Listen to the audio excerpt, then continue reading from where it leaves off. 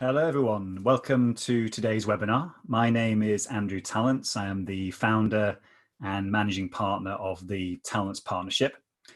We are proud to be partnering again with Dan Wells, the founder of Grow CEO and Grow CFO, in the presentation of this series of 14 webinars about self-coaching. The webinars will be taking place on a fortnightly basis, and I will let you know about the next webinar at the end of today's session. This is the 6th in our webinar series, and today's topic is all about emotional intelligence. Before we get into the content of the webinar today, let's just take a few moments to settle into our own spaces wherever we are and open our minds to learning something new about us today. Just a moment to settle in.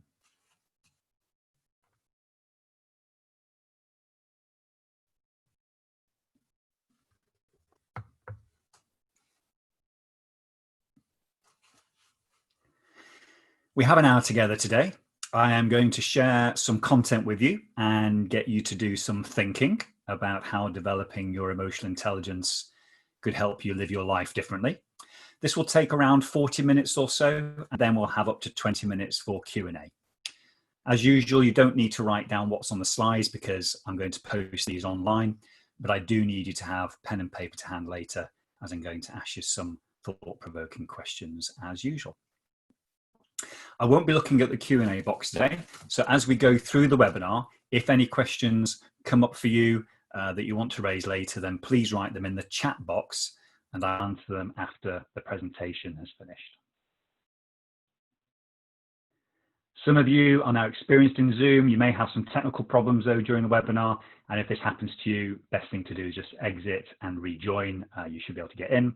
I also know Wi-Fi has been a problem with me recently. So again, we might get some lag on the webinar, but I am recording this session and posting it onto the Grow CFO and CEO portals on LinkedIn and on my YouTube channel, so you can review them at a later date.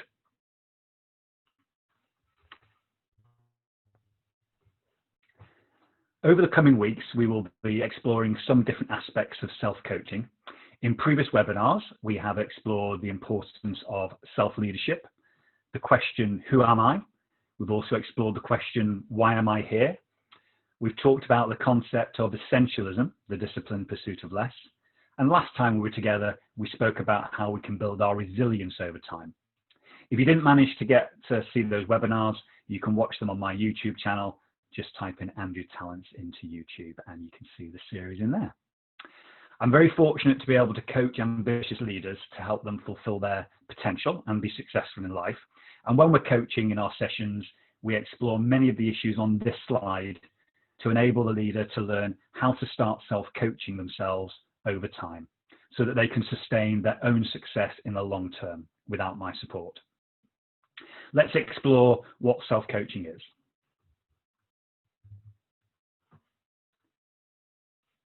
According to the International Coach Federation, coaching is defined as a partnership with clients in a thought-provoking and creative process that inspires them to maximize their personal and professional potential.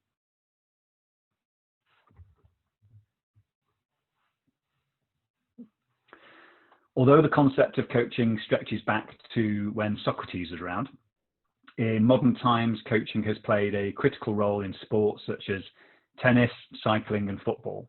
But it was Tim Galway and Sir John Whitmore who took the movement of coaching from the sporting arena into the business world in the early 1970s. Tim Galway was an interesting coach. He was coaching tennis students and a lot of beginners, and he began to notice that what was going on in the mind of the students was actually hindering their learning. So he started experimenting with his teaching. He actually got them to learn by developing their awareness of the way they moved around the court and the way they hit the ball, not by specifically instructing them to do it. He gave it the term the inner game and published his initial findings in the inner game of tennis in 1974, and it's definitely worth a read. Later that decade, Sir John Whitmore realized that these principles could be applied to business just as easily. He continued his research, and in 1992, he published his book, Coaching for Performance. The principles of his book are still used extensively in businesses today. My day-to-day coaching is based on Galloway and Whitmore's approach and is focused on enabling the leader to become more self-aware of how they can be more effective in their personal life, their current role, and their career management.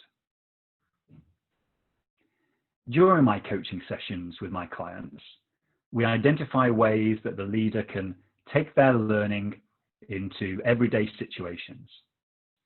Specifically, they learn how to coach themselves in key moments in relation to decision-making and relationship building.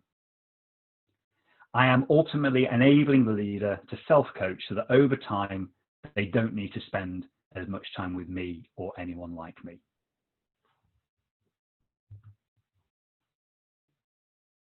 We define self-coaching as the process of leading one's own personal development through self-leadership and the support of others to help maximize their personal and professional potential.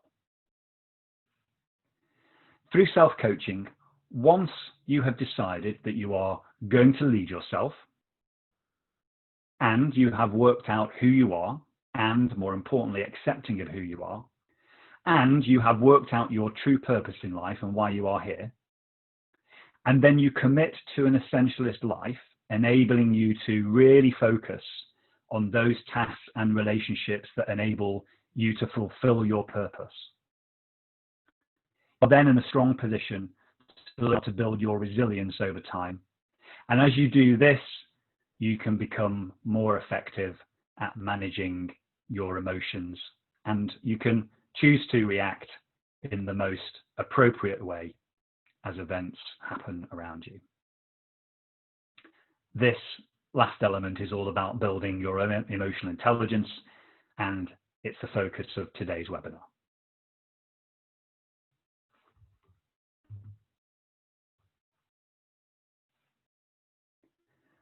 I tend to work with leaders at 3 different stages of their career. They are either newly appointed into an exciting leadership role where they have hope and ambition. They are either being successful in their current role and want to move through the gears to achieve even more. Or, unfortunately, they are lost in their current role and can't work out why they are lost. In any of these key stages in your career, it is critical to focus on building and maintaining your emotional intelligence to enable you to achieve both your short-term and your long-term goals. However, in my experience, many leaders choose not to develop their emotional intelligence. For some reason, they decide to use their highly attuned IQ and work as hard as they can each day to cope with whatever is thrown at them and role model heroic leadership. I think today proves in COVID times that heroic leadership is no longer effective. And going forward in the new world we live in, it's not going to work. Using a healthy balance of IQ and EQ, leaders can develop their self-leadership skills and manage their relationships with others using a more effective leadership style that leads to higher performance over time.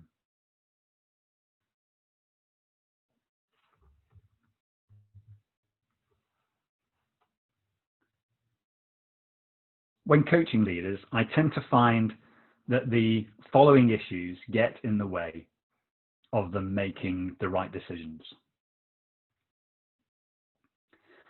The leader has often been promoted on the basis of having a strong technical or functional background and builds their reputation and credibility through what they already know and the authority they gain by having the role as leader.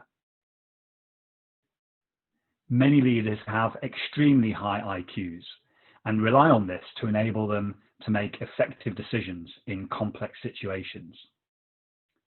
As they become even more senior over time, they still believe that focusing on their IQ to make effective decisions becomes more important. And they forget about the importance of building trust and strong relationships across the business. Many leaders I've come across are encouraged to become more effective by learning from supposed role models in their organizations, and also by attending leadership development programs that teach them how to become better leaders. They learn from the outside in rather than inside out.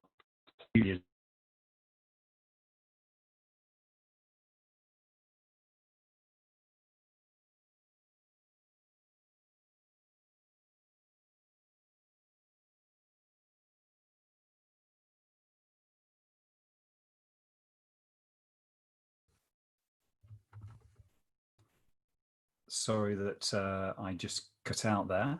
I'm just going to bring up the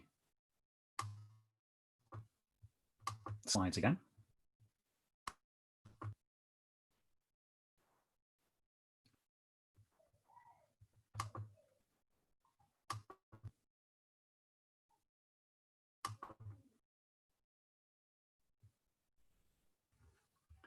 The leader is often not held accountable by their boss or their board, so there is a tendency to try and hold themselves to account and take on the habits and schedules of predecessors and fit in around others.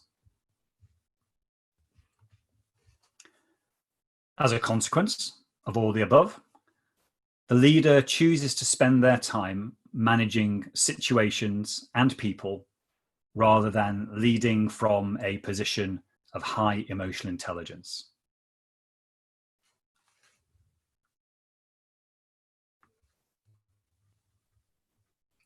So why do so many leaders react in an inconsistent way?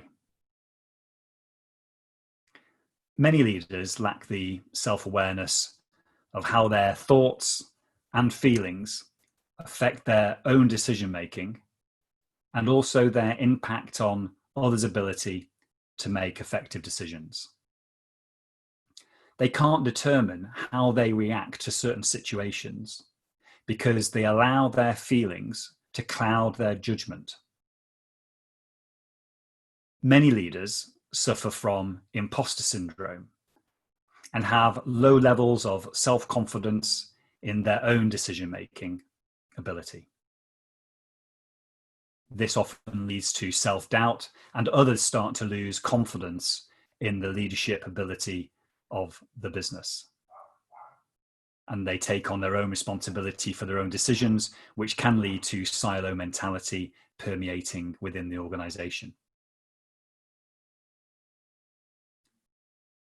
Many leaders are poor at time management and feel as though they are being effective by spending all of their time in meetings and getting through their to-do list as quickly as possible. This unfortunately leads to inconsistent decision-making on the run in between meetings and lack of availability for team members. Sometimes leaders can lack purpose and focus on what needs to be done in the role, and they can become reactive to tasks and requests of their time, trying to squeeze as much into their day as possible to look busy or prove that they can handle anything that is thrown at them. This leads to a lack of clarity about why and how they are making decisions.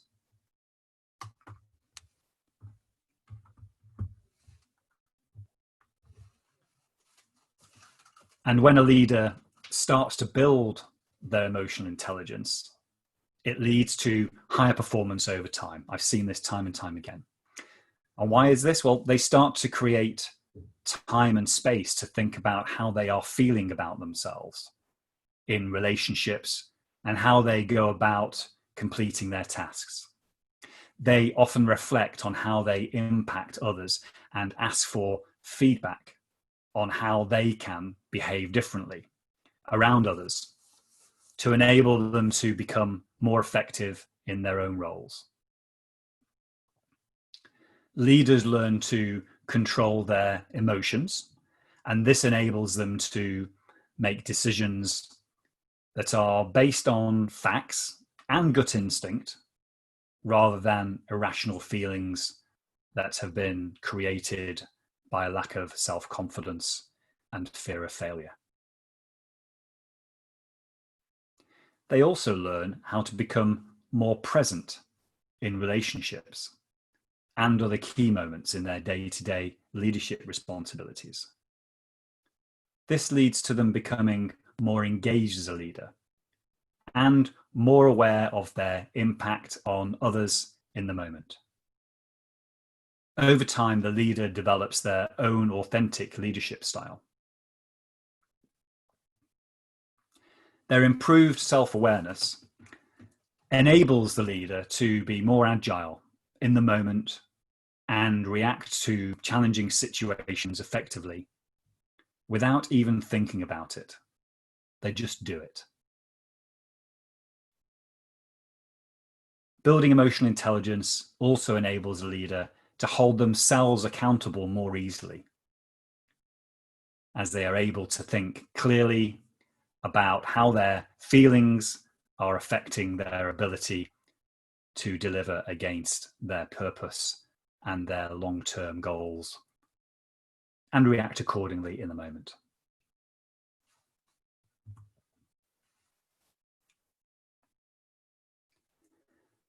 I'm sure that by now some of you are wondering, they've not come across this subject before, what real emotional intelligence really is and how does it work in practice in everyday life. An author called Daniel Goleman published his book, Emotional Intelligence, Why It Can Matter More Than IQ, in 1995. When he published the book, many analysts and researchers and academics suggested that IQ was the major factor in why leaders were successful. You all may remember how much importance used to be placed around graduate degrees on entry into organizations and the ability to demonstrate that competence to deal with complex problems based on your intelligence. Goleman was different. He defined emotional intelligence as the ability to manage ourselves and our relationships effectively. He argues that we do this by focusing on improving 4 key areas that we all have access to as human beings. Self-awareness, self-management, social awareness, and social skill.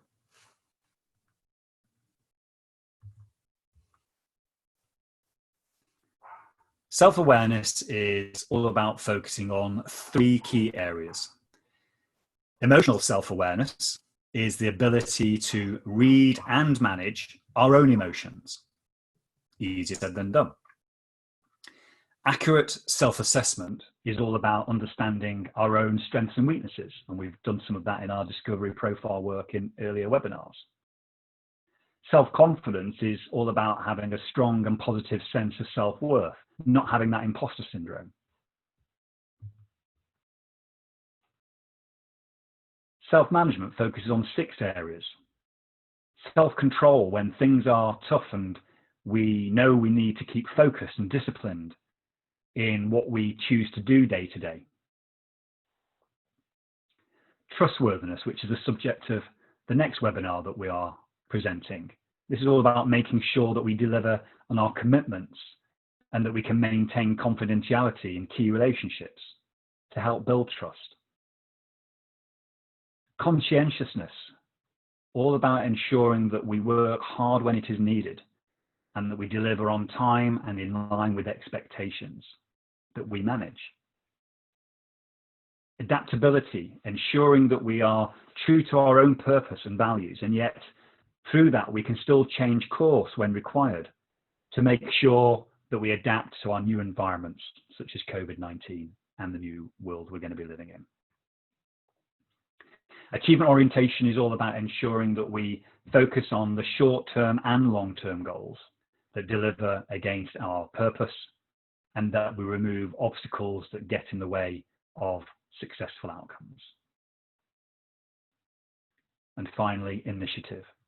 Not waiting for guidance or instruction from our boards or our superiors, but starting out on delivering a plan one step at a time, asking for support along the way as we need it.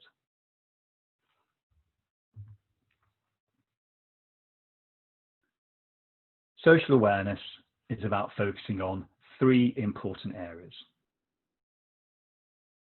Empathy is all about our understanding from others' different perspectives and accommodating cognitive diversity in our teams and in our organizations.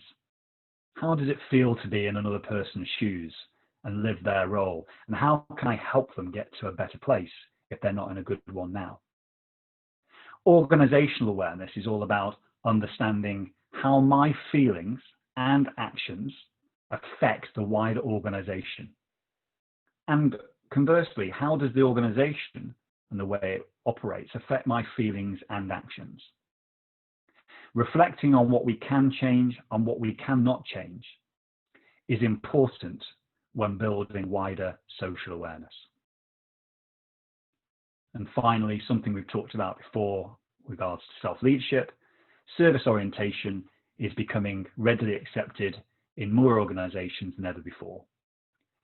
Asking the question, who am I in service of in my role? What do my customers, my team members, my suppliers, my stakeholders, and my peers need from me to support them in achieving their own goals? And the fourth area, social skill, is focused on these 6 key competencies. Visionary leadership is about helping others understand company and business purpose, and also individual contributions needed to deliver that purpose and the vision.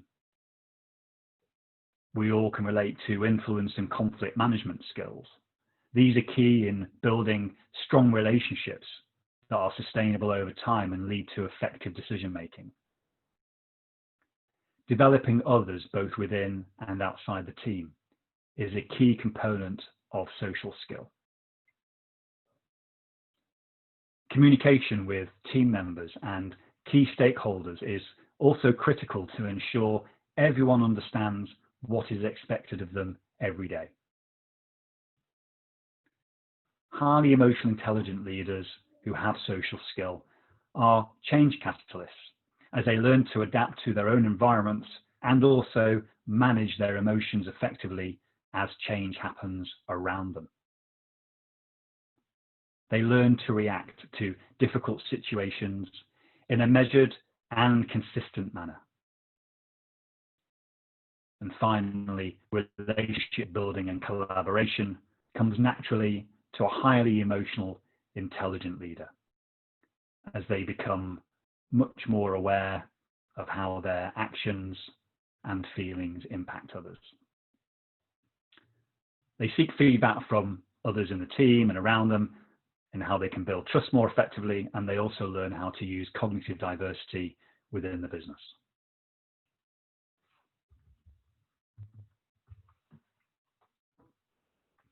In March 2000, Daniel Goleman was involved in an important piece of research that was published in the Harvard Business Review.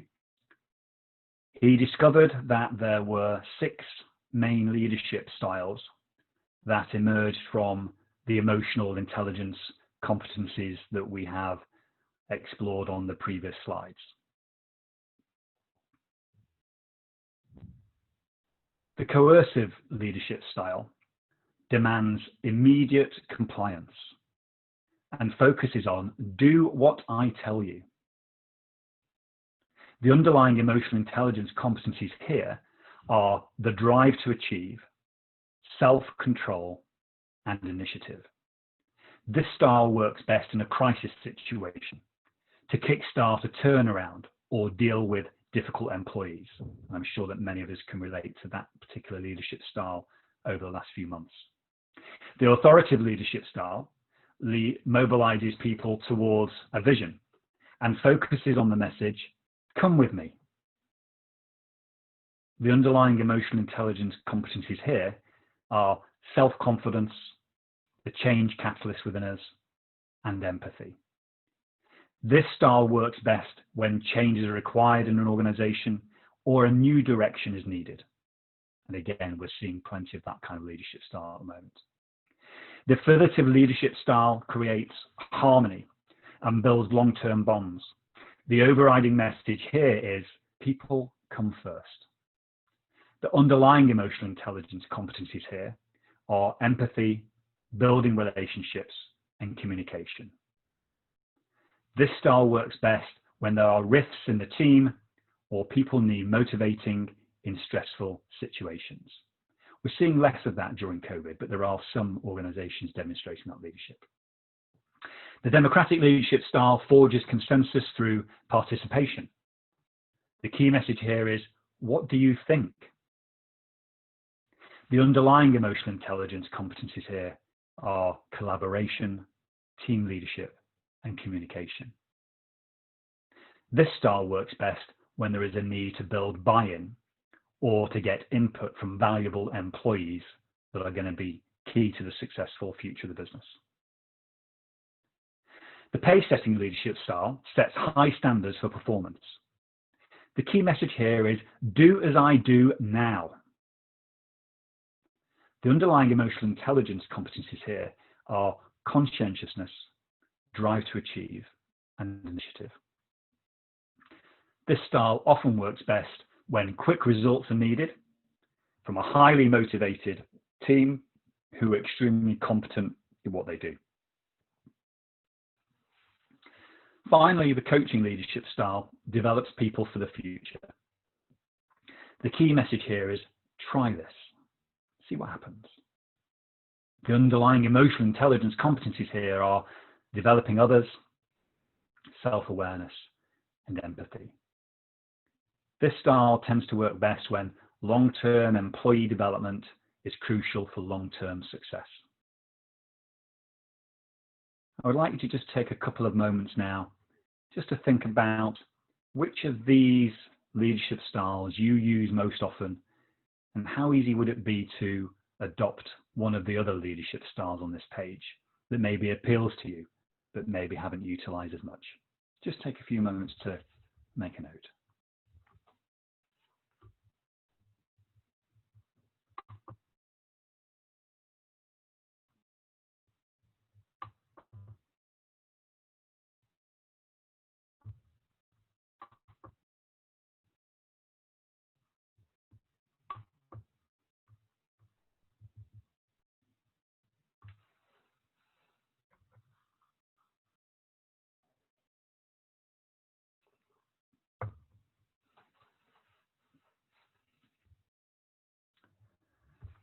Goldman's research suggests that highly emotional intelligent leaders will flex their leadership style depending on the situation they find themselves in. However, 2 out of the 6 leadership styles listed here were more likely to have a negative impact on organizational culture and long-term performance of the organization if they were used over a long period of time. Have a think now which 2 might be the ones that are damaging to organizational culture and long-term performance.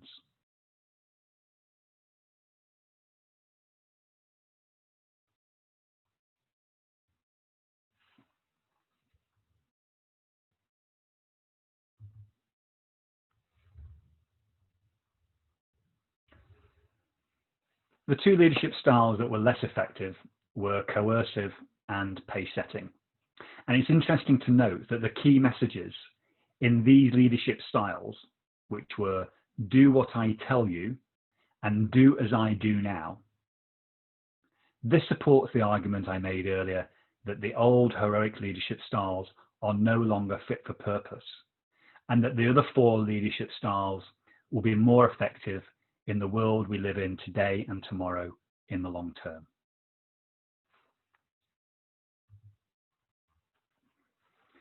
It's all very well stating that is in our interest as leaders to improve our emotional intelligence. But how do we actually measure it in the first place to know how to improve it? Over recent years, there have been several emotional intelligence measurement tools developed and are in the marketplace now. But the one I use is linked to the tools I've used in the past on previous webinars called the Discovery Emotional Intelligence Tool. This tool enables a leader to complete a survey, a short survey for 15 minutes, about how they manage their emotions and relate to their emotions. And it provides an output measure across 6 different thinking styles. So not leadership styles, but thinking styles. Before we make any decision as a leader, we have a thought. And whatever this thought is, it leads to a feeling. And then this feeling then influences our decision making. It's a chain reaction. So if we can become more self-aware of our thoughts and what we're thinking and what feelings arise afterwards when we think these things, we can start to manage our feelings and emotions more effectively. The 6 thinking styles that are measured are split across 2 dimensions. The first is the way we think about the external world, and the second is the way we think about ourselves, and both those are important. The 3 dimensions of thought in relation to external clarity are people, problem solving, and big picture thinking. I want you to imagine now that you and I are in a room together. That'd be a nice thing. We're having a chat. Suddenly, without warning, the chair I am sitting on breaks and I fall off the chair onto the floor. Now, if your dominant way of thinking at that moment, in terms of the way you make sense of the external world, is focused on people, then your immediate thought will be, is Andrew okay? This will lead to empathy. Your next action will probably be to help me back to my chair. However, if your dominant way of thinking about making sense of the external world is focused on problem solving, then even though it's nanoseconds, your immediate thought before anything else will be, how do I fix the chair? Your next action will probably be to assess the chair and see if you can fix it, and then see if I'm okay. But if your dominant way of thinking about making sense of the external world is focused more on the big picture thinking, then your immediate thought will be, how do I actually put the system back in place to where it was before Andrew fell off the chair? This will lead to your next action being removing the broken chair from the place it's in, replacing it with another chair, and asking me to sit on the new chair and ask me, where do we actually talk? And we'll continue the discussion from where we left off, because the system is back in place. You're thinking about the bigger picture. Now, we can all change our dominant thinking styles at any moment if we have high levels of emotional intelligence. But if our emotional intelligence levels are low, then our habitual ways of thinking will kick in. And this is usually hardwired into us from our past. The next time you have a meeting online or face-to-face, if you're lucky, just notice how people are thinking by what they choose to talk about. Is it about people? Is it about problems? Or is it about the bigger picture? It really does become obvious to spot when you notice thinking styles. So as a leader, by practicing all 3 thinking styles each day, we can train the brain to use the most effective style in the moment and improve our emotional intelligence as a result. Our external clarity demonstrates our potential to reach peak performance in our decision-making and everyday leadership responsibilities. Now imagine that this external clarity is a high-performance engine of a Ferrari, and you are sitting in the driver's seat of that Ferrari, about to press your foot down on the accelerator, knowing that 100 meters ahead there is a tight hairpin bend. For you to fulfill your potential as the driver of that high performance vehicle, you need to have the confidence in your own ability and trust your experience and skills that you gained over the years to take the corner at the correct speed whilst remaining safe. This is where our three internal dimensions of thought come in.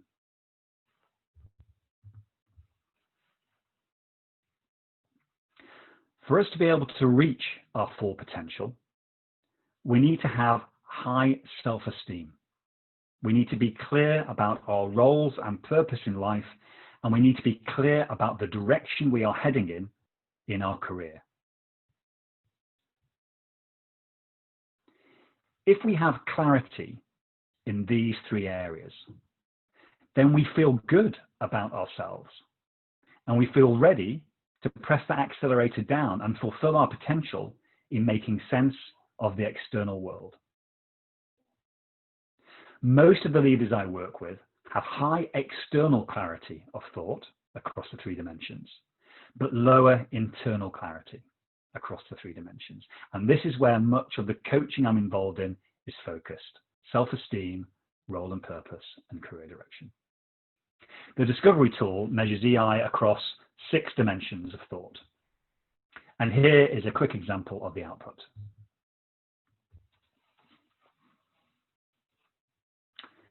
The scores on the left are a scale between 1 and 10. Don't worry about the signs next to them for the moment. With this particular leader, you can see that the dominant external thinking style, which is the top, is people.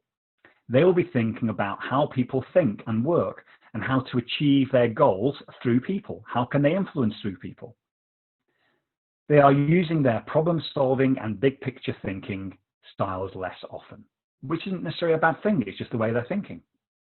If I was coaching this leader, I would be challenging them around whether big picture thinking and problem solving was needed now, and if so, how could they practice both of these thinking styles more often each day? This usually involves a leader having to create space and time outside their daily agenda to think deeply about these things. Looking at the internal thinking dimensions, this leader has great confidence in themselves. It's a 6.9 score out of 10 and has a high sense of self-worth. But they are lost as they don't really know what their role and purpose is in life, and they are not clear about their future direction. As a coach, I anticipate that this leader spends a lot of time with people, is popular, they help people to get through their day, reacting to what is thrown at them, good at managing in a crisis through people, but they are not focused on the long term or clear goals. Depending on how your own emotional intelligence profile looks, we can work on each of the 6 dimensions to improve the awareness and clarity in each area. And over time, practicing these raises the emotional intelligence within the leader. I would like you to take just a few moments now to think about these 6 dimensions of thought and give yourself a raw score out of 10 for each dimension. Don't be too hard on yourself, be kind, but just think about each of the 6 dimensions. How would you score yourself out of 10?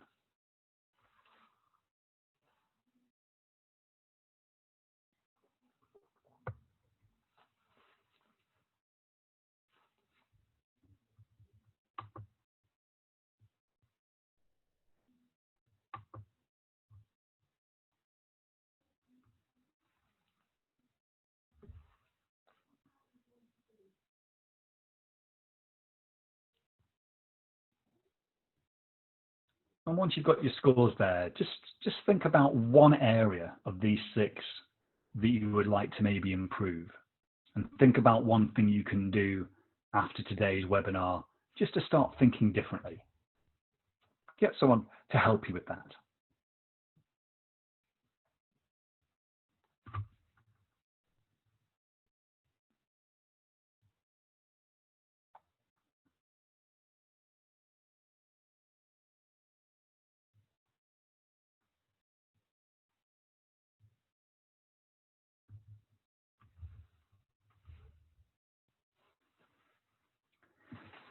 The journey to developing your emotional intelligence is a long and challenging adventure.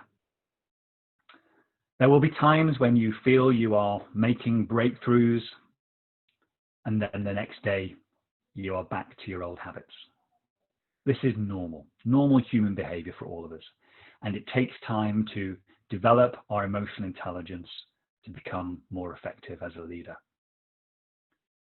To help move forward on this journey, think about the next couple of weeks in your life. Look at where you can create some time and space to think before you act on an important decision or before an important meeting online or face-to-face. Become more aware of how you are feeling and whether you need to start thinking in a different way to generate different feelings. You have the ability to do that. Become more present more often so that you can become much more aware again of how you are impacting others in key relationships when they are in your presence. Also take time out to reflect on the type of leadership style you have modeled that day. Was it a conscious decision to do that, or was it the old habit? And finally, reconnect with who you are and why you are here, bringing further clarity to your purpose in life.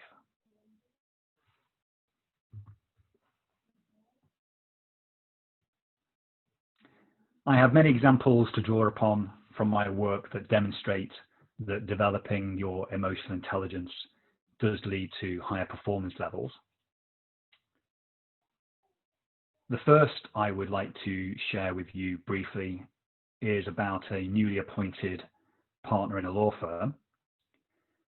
They were a typical strong technical specialist by training, and she was moving from being a manager to a leader, and that difficult journey. We measured her emotional intelligence through the discovery process, and she was very focused on problem solving, as many lawyers are. But she knew that she needed to focus more on people in the leadership role, and also the bigger picture about how she was impacting the wider organization. Over time, she became more aware of her own feelings and how she impacted other people in her key relationships. And she created more time and space to spend with her team to get to know them, and chose to spend less time on her tasks. She found a way to delegate her tasks by engaging with her team and finding out what they would like to take off her. And she also bravely gained 360-degree feedback and asked for support in improving her emotional intelligence over time. What I saw over a 6-month period was that she became much more present in our sessions and in her relationships, and she became much more self-aware of her feelings at work and learned how to manage them more effectively. And this enabled her to improve her decision-making. The second case study highlights a newly promoted chief operating officer of a complex transport business. She was lacking confidence and resilience due to imposter syndrome. Why had I been promoted into this role? We measured her emotional intelligence, and her self-worth score was low. She started to become more aware of her negative feelings that were driving her low self-esteem and how to manage them more effectively. We worked together on identifying the triggers that led to these negative thoughts. When did it happen? Was there a theme? And over time, she learned to start to replace those negative thoughts with more positive thoughts based on feedback and realistic expectations of what she was going to do. And this led over time to positive feelings. She asked for support from her peers and her CEO in helping her manage her emotions. She was very vulnerable in that sense. And she worked hard on creating more time for key relationships. Again, with this leader over a 6-month period, I saw that she improved the quality of her decisions by choosing how to show up and react in the moment, rather than thinking about her negative feelings. So a quick summary of what we have covered in today's webinar. Emotional intelligence is the ability to manage ourselves and our relationships effectively over time. The four key components of emotional intelligence are self-management, self-awareness, social awareness, and social skill. We have become aware today of the 6 main leadership styles that can be delivered through our emotional intelligence competencies, and also when to use them. What are the pros and cons? And we've also learned about the 6 dimensions of thought and how we can measure them in the first place, and then how we can look to improve them. And finally, we have learned it is important to ask for support and feedback in how we manage our own emotions in relation to others and build our emotional intelligence capability over time through reflection and learning. It's not easy to do it on your own. As ever with these webinars, to say thank you for attending the webinar, I would like to make you all an offer today. This is a really interesting area that really works through coaching. If you would like to learn more about the emotional intelligence topic, including some of the techniques and observations we've talked about today, with my support and my challenging coaching style, then I'd be very happy to offer you a complimentary 2-hour coaching session with me, and that's available from today. I do have a limited number of sessions, so if it is of interest to you, just drop me a note after the webinar through an email or a text or a note, and we can talk about next steps. I know a lot of you like the reading lists. The book on the left there is the actual original book that came out in 1995.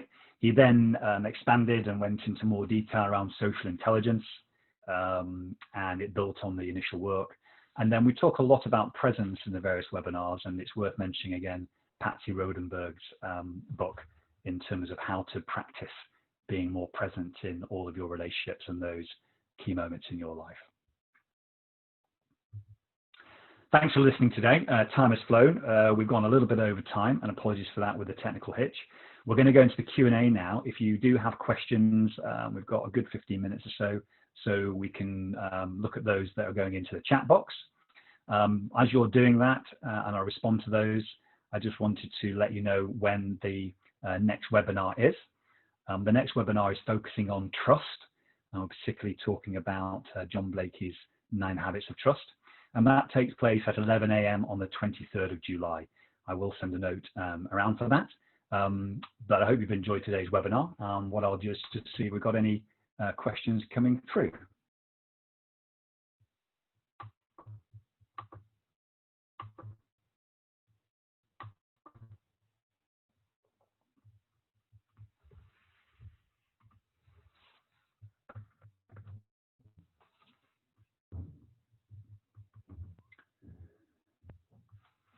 So we have a question here. I was just wondering how to assess what leadership style works best in a new role when one does not know the stakeholders.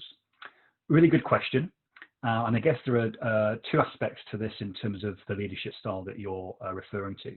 So one is leadership style of the team. And I think in terms of the team that you inherit, what I found works with leaders is if they get to know the members of the team really well, and ask them the open question about what kind of leadership style has worked well for them in the past, what do they respond to well, really get to know what motivates them, without any other agenda really, apart from trying to understand and listen to them, then you'll get a sense about what the majority of the team would respond well to. Now, it needs to sit comfortably with you, and we've talked about this in the past, that you can only be you, but it's about how you lead others in the moments that are really important for you and critical to influence and motivate them. So I think that's the first piece, seek understanding from them.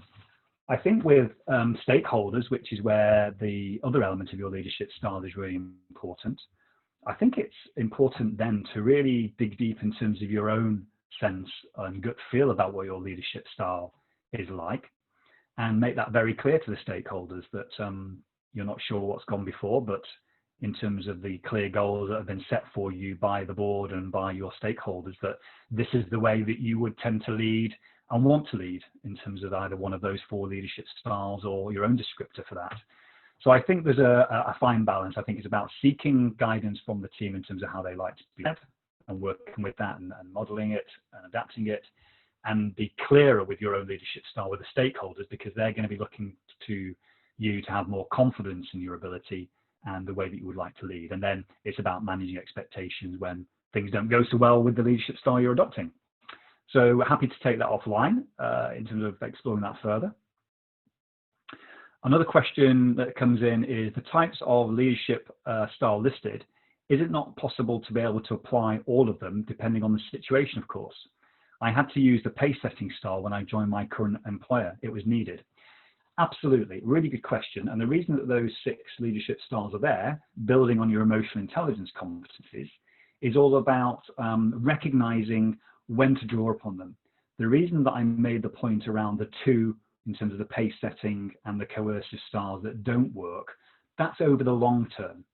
You can't sustain that kind of leadership style in today's world, because it's actually coercing and it's setting a pace for people who might not be able to follow that pace or follow you in that sense, in the way that you want them to.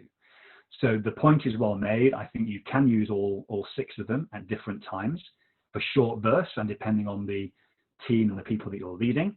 But for that coercive and pace setting, that's usually best left for very short spurts and sprints. Hope that answers your question. We're just going to see if any other questions come in.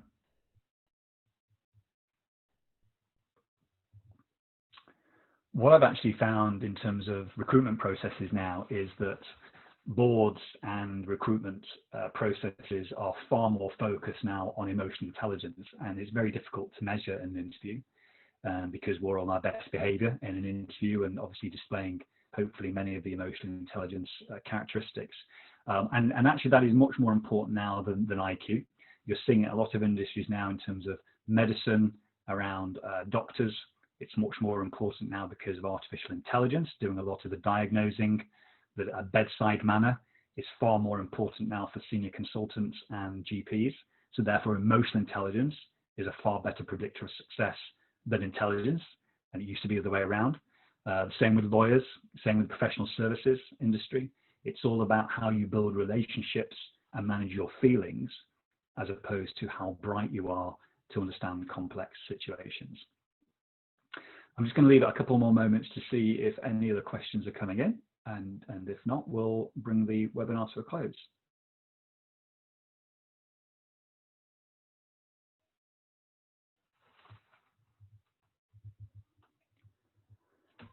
Well, thanks everyone for attending, and I'm going to be posting the recording of this webinar on YouTube later on. So if you do want to revisit anything in the slides or what we've talked about, then it'll be there. Hope to see you at the next webinar in a couple of weeks' time. And just to say, have a great rest of the day and enjoy the weekend. Thanks a lot. Bye-bye.